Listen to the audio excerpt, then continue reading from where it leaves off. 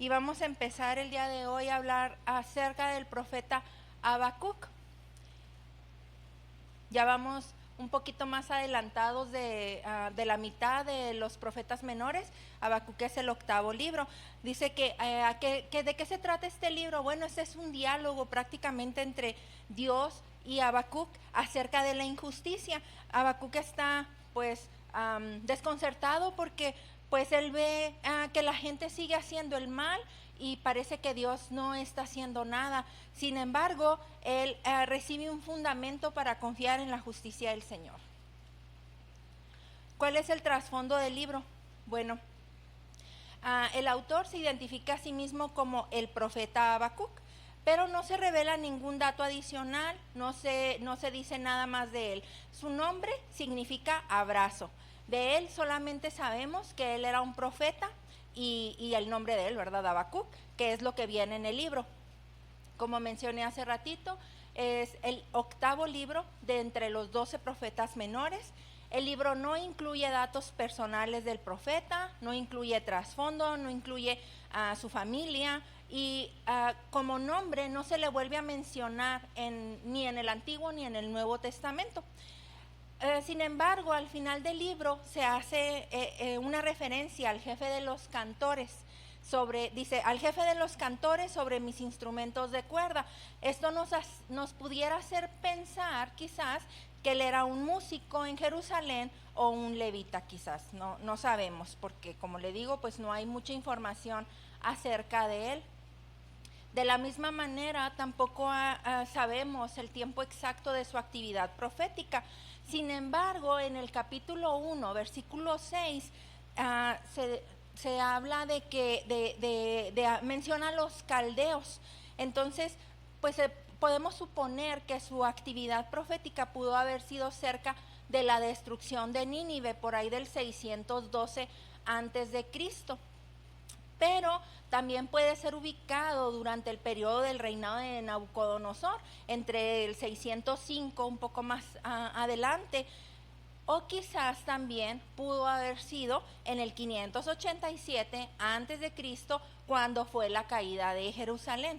Pero pues realmente son puras suposiciones, porque no sabemos, porque no hay nada, no hay un documento que nos diga la fecha exacta de su actividad profética, de su ministerio.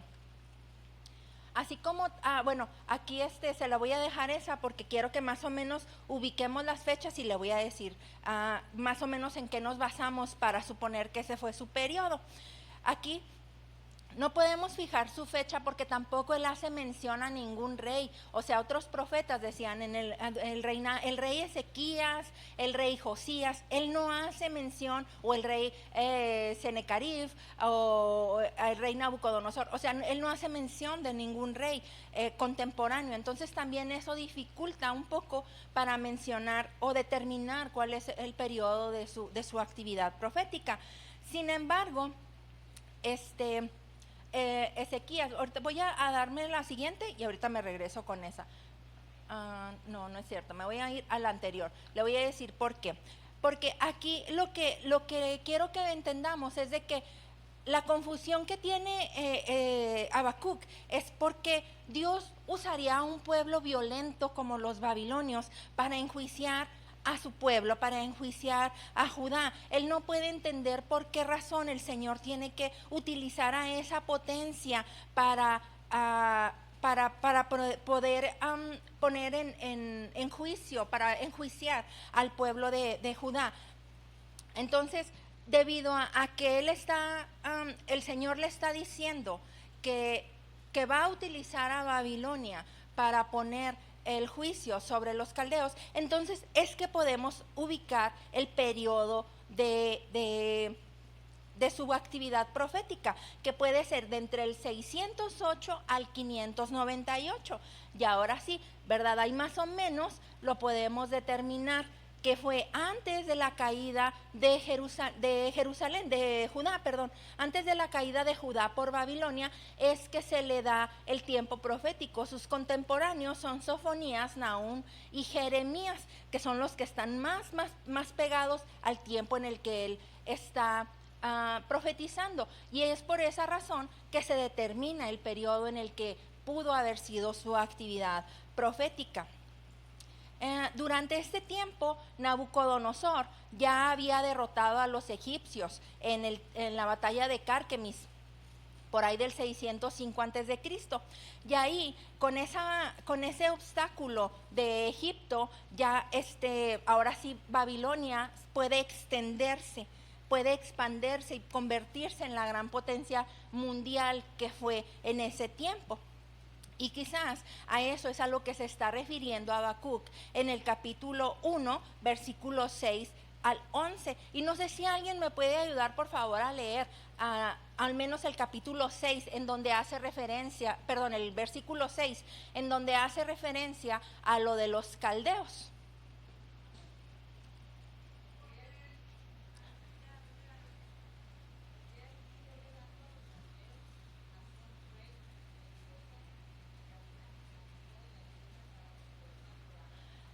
Aquí yo levanto a los caldeos. Está diciéndoles, es una conversación directa que el Señor tuvo con Habacuc, diciéndole, yo voy a levantar a los caldeos para ir contra mi pueblo. O sea, bueno, ahorita le voy a hacer una referencia un poquito más adelante para que vea a lo mejor a lo que se estaba refiriendo Habacuc, con que para él no tenía sentido, no entendía qué clase de justicia era esa.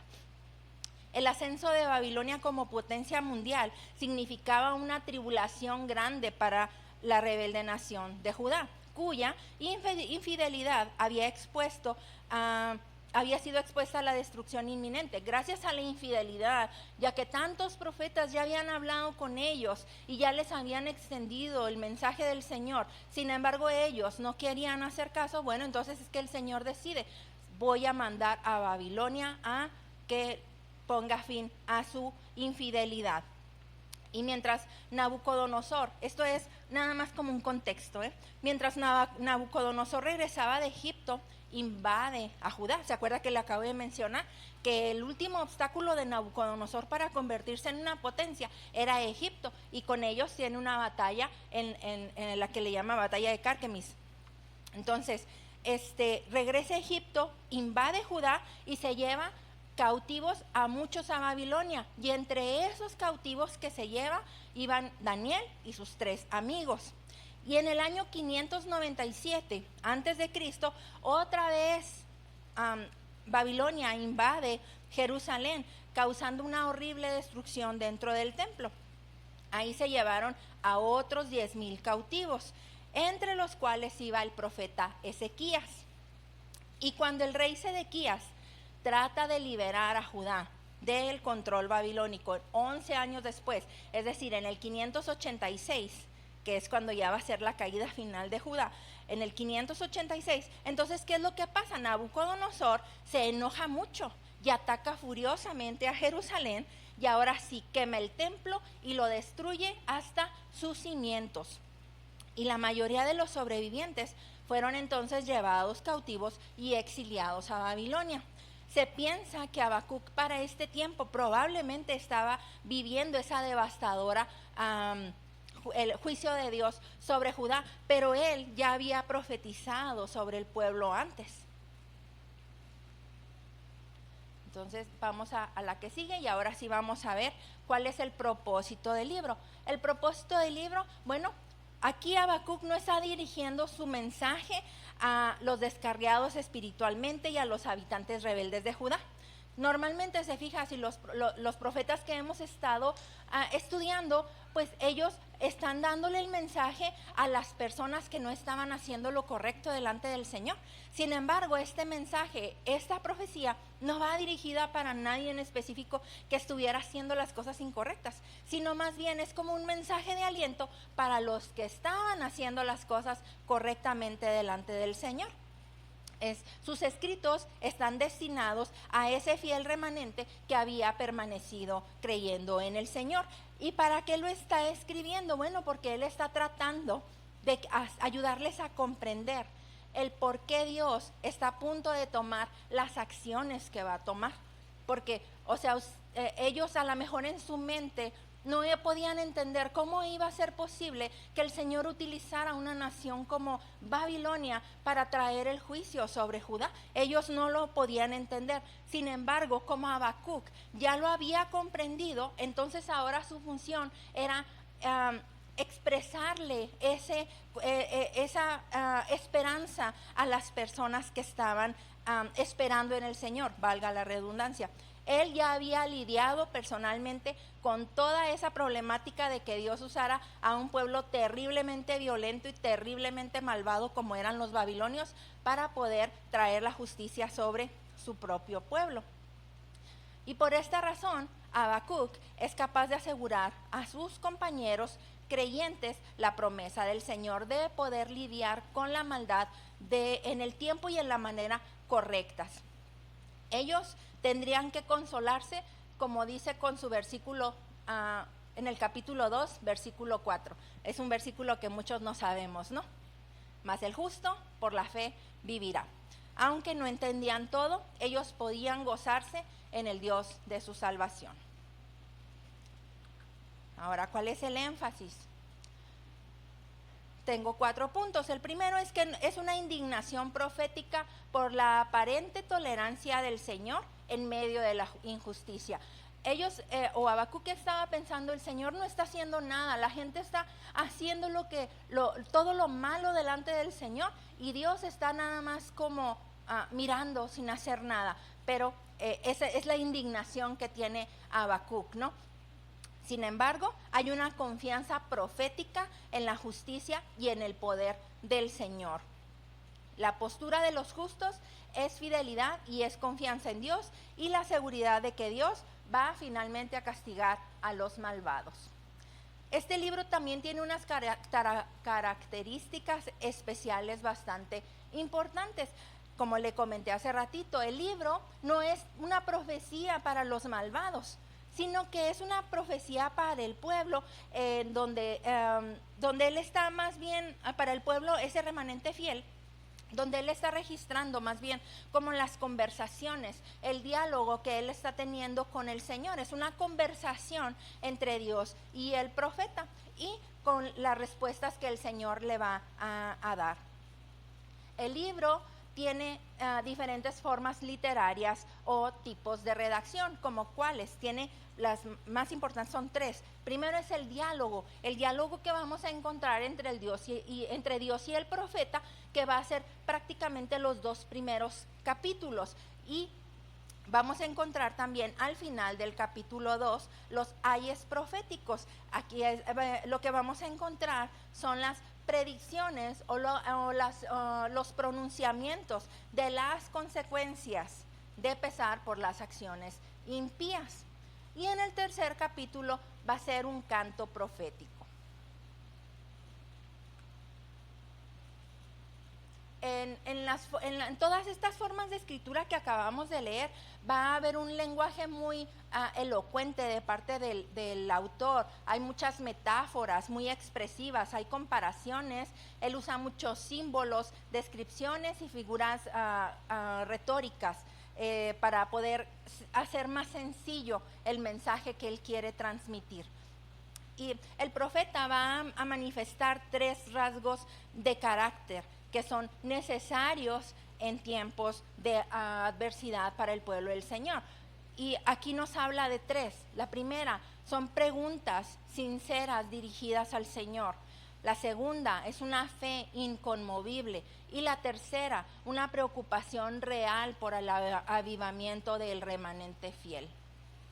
Y luego vamos a ver la visión de Dios que el profeta tiene en el capítulo 3. Aquí se va a ver una de las más excelentes descripciones de Dios en la Biblia. Y aquí nos va a dar como una retrospección, nos va a recordar lo que pasó con el Señor y con los israelitas en el monte Sinaí, cuando apareció la gloria del Señor, no justo antes de que recibieran la ley.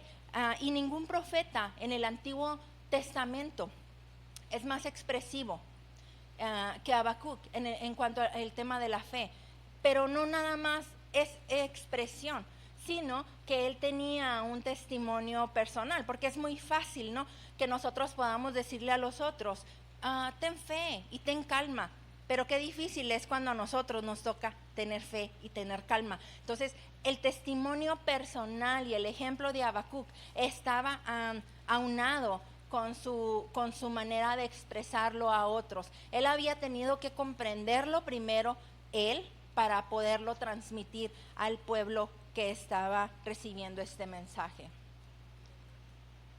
Les decía hace ratito, bueno, este es el 8º libro de los 12 profetas menores. Este es uno de los libros más sencillos de entender por la estructura que tiene. Es una estructura muy clara, una línea de pensamiento muy, muy fácil de seguir. Son 3 capítulos. Y los capítulos están divididos en 3 secciones. Son prácticamente un diálogo entre el profeta y el Señor acerca de la injusticia. Y en el capítulo 3 vamos a encontrar la respuesta final del profeta a Dios en una forma de oración para exaltarle, donde anhela el nuevo éxodo, a pesar de que él sabe todo lo que va a suceder. Él está afirmando su confianza en el Señor. La primera parte del libro es un diálogo entre el profeta y el Señor, y aquí como le decía hace ratito, es acerca de la injusticia. La gente en Judá estaba haciendo lo malo delante del Señor, estaban siendo, esa es una constante que hemos visto, yo creo, con los últimos profetas, ¿no? La injusticia social era una de las cosas más importantes que estábamos viendo, y bueno, Dios responde que esa maldad va a ser castigada y que los caldeos van a ser el brazo ejecutor del Señor. Y luego, la parte 2. El Señor invita al profeta a poner su confianza en el Señor. Y Dios le dice, tranquilo Habacuc, los soberbios van a ser abatidos y recibirán el pago merecido. Yo lo parafraseé, no, el Señor no le dijo así exactamente. Pero termina esa sección con el versículo tan conocido por nosotros que le acabo de mencionar. Mas el justo por la fe vivirá. Y en el capítulo 3 es una oración en forma de salmo, el cual fue compuesto para cantar la gloria del Señor y para poder expresar la seguridad del profeta en la protección que el Señor les iba a dar en el día de su salvación. Aquí, en la queja, Habacuc está luchando con lo que él sabe que es cierto acerca del carácter de Dios, al lado de su aparente tolerancia a la violencia. Él está pensando que el Señor no está haciendo nada, o que no va a hacer nada con la violencia y la injusticia que estaban abundando en Judá. Sin embargo, la respuesta del Señor es, tranquilo, yo estoy moviendo a los babilonios para que arreglen este asunto con mi pueblo. Sin embargo, pues eso es de poco consuelo, ¿no? Y le voy a poner un ejemplo que espero no sea ofensivo, ¿no? Por ejemplo, en un lugar donde hay demasiada violencia por los cárteles por los cárteles, ya usted sabe de qué, por los cárteles, entonces, ¿qué consuelo sería que dijeran, no se preocupen, vamos a traer a la Mara Salvatrucha para que acabe con esa violencia? O sea, van a traer a alguien más violento para que acabe con la violencia que hay. Sí, me imagino que ha de haber sido un poco desconsolante para Habacuc. Sin embargo, el Señor le dice, tranquilo, la respuesta va a venir. La respuesta va a venir, y la respuesta del Señor es doble. ¿Por qué? Porque primero, el profeta debe de esperar y seguir confiando en Dios. Y segundo, el Señor le dice, el arrogante va a enfrentar su destrucción en especie. ¿Qué quiere decir esto? Ojo por ojo, ¿no? La ley del talión. La oración de Habacuc es un dramático recuerdo metafórico desde el éxodo de Egipto, que inspira esperanza, confianza y regocijo en Dios sobre todas las dificultades. Sí.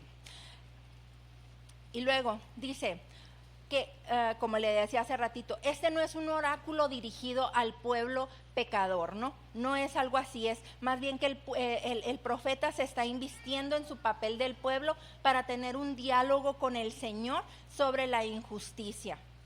Las anotaciones litúrgicas al principio y al final del capítulo 3 dejan claro que su capítulo 3 él proponía que fuera como un salmo cantado en la comunidad de los justos.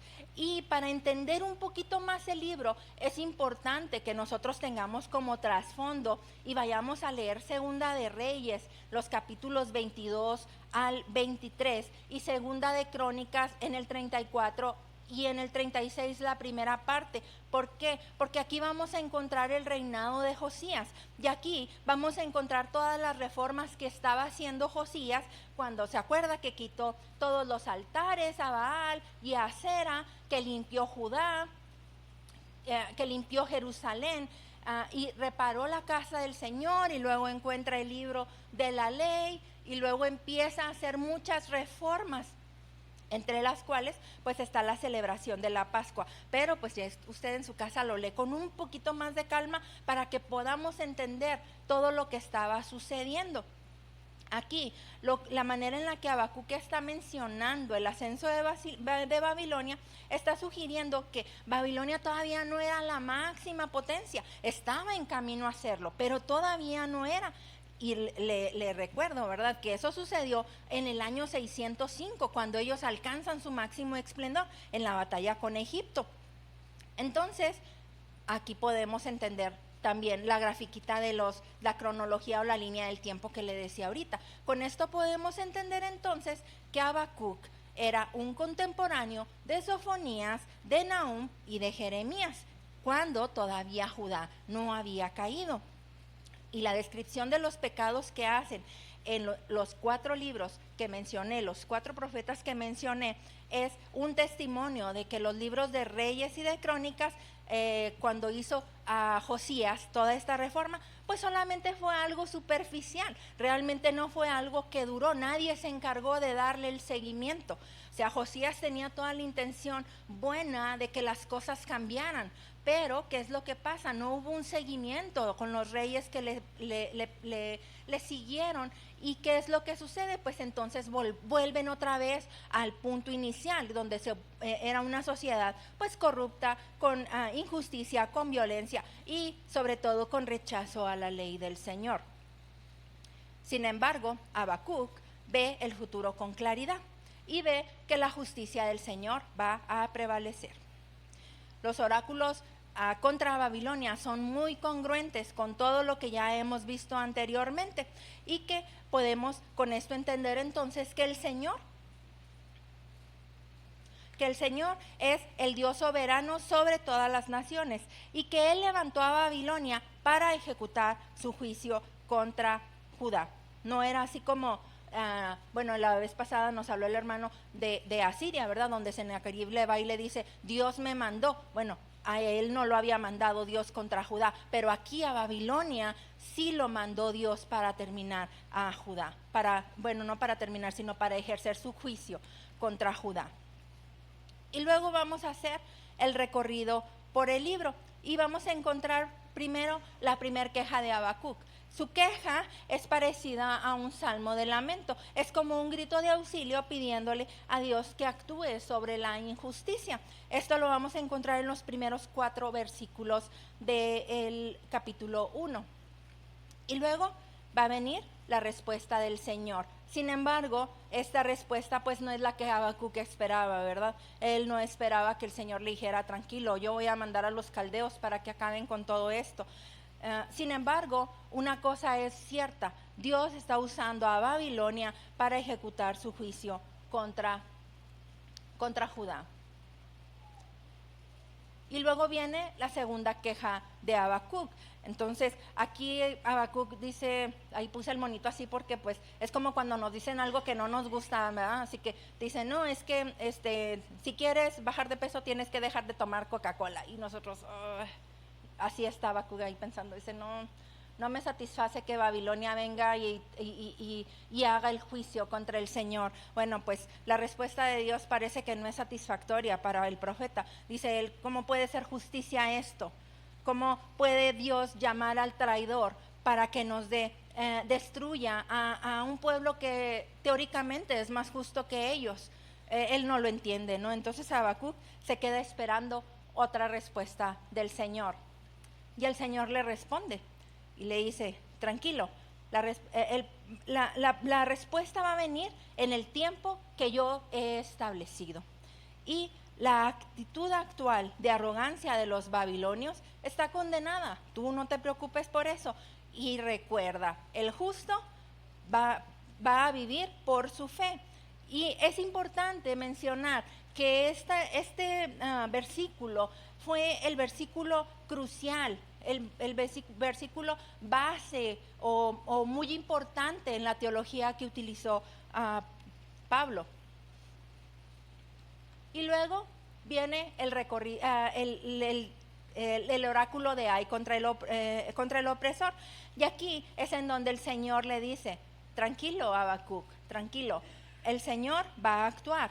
Voy a aplicar la lex talionix, que es la ley del talión, que significa ¿qué?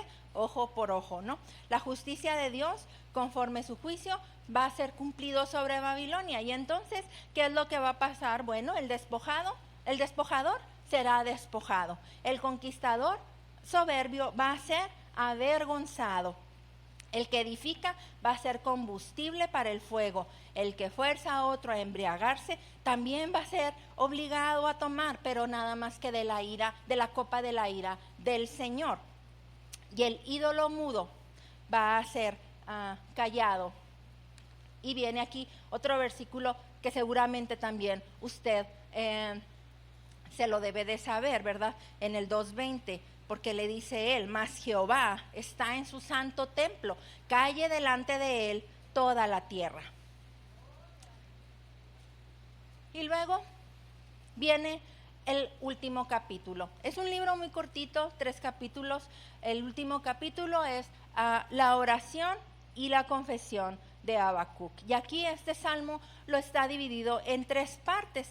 La primera, que es una oración para que Dios renueve sus obras de mucho tiempo. Y luego viene una celebración de todas las victorias pasadas de Dios como el guerrero divino. Y finalmente viene el doble compromiso de Habacuc de esperar pacientemente por el día de la angustia y poner su confianza en el Señor sobre cualquier circunstancia.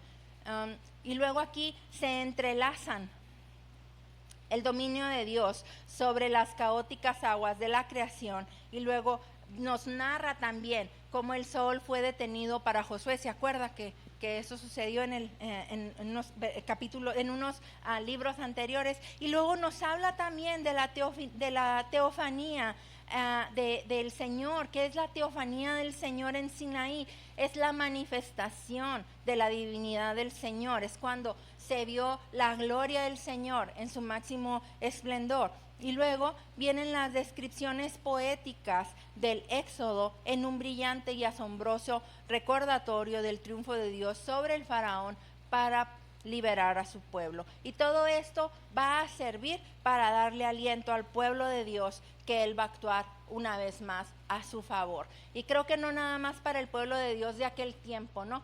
Creo que esto también nos puede servir para el pueblo de Dios en nuestros tiempos actuales, de que tranquilo, no pasa, no importa lo que esté pasando a tu alrededor, el Señor va a actuar una vez más en nuestro favor.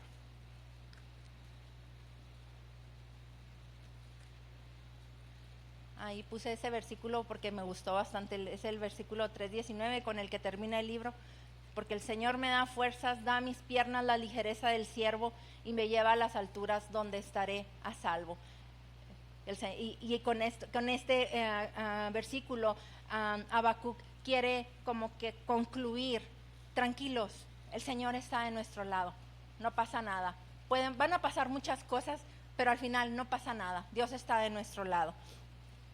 Habacuc promueve la historia bíblica en gran manera. El Dios creador y redentor hará algo acerca de la iniquidad humana. Aunque parezca que a veces el Señor no está haciendo nada, el Señor siempre está trabajando. Y aunque a veces no veamos su mano poderosa sobre nuestra vida, el Señor siempre está obrando. Y mientras que su pueblo vive en esperanza y confianza en Él, el Señor va a obrar, como dijo hace ratito, a nuestro favor.